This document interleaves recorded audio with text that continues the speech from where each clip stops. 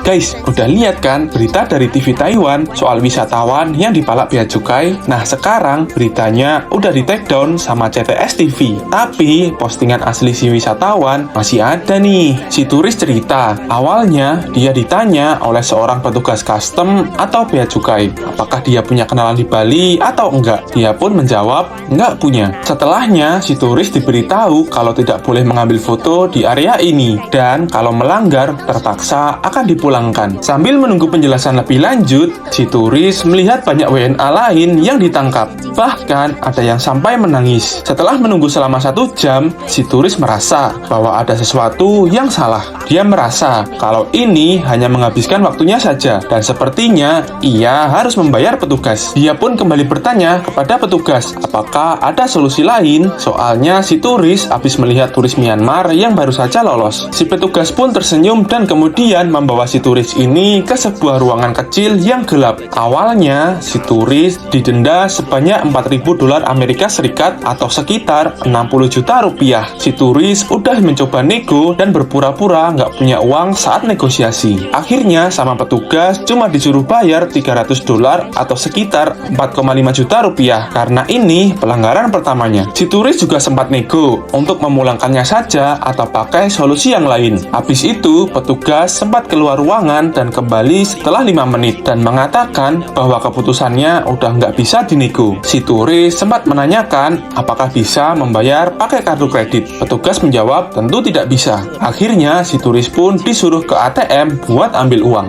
Setelahnya, sang petugas memberikan pesan kepada si turis untuk jangan menceritakan kejadian ini kepada warga lokal Bali. Demi mendapatkan paspornya kembali, si turis pun terpaksa berkata iya, dan dia disuruh kembali ke ruangan kecil yang gelap itu untuk melakukan fingerprint. Menanggapi keramaian tersebut, Bea Cukai yakin kalau itu terjadi bukan di areanya. Soalnya, Bea Cukai tidak punya kewenangan untuk melakukan perekaman sidik jari dan cap stempel pada paspor. Meski begitu, pihak Bea Cukai akan berkoordinasi dengan pihak-pihak lain untuk menyelesaikan permasalahan ini. Nah, jadi gitu ya guys ceritanya. Semoga terungkap nih oknum yang dimaksud supaya hal kayak gini nggak kejadian lagi.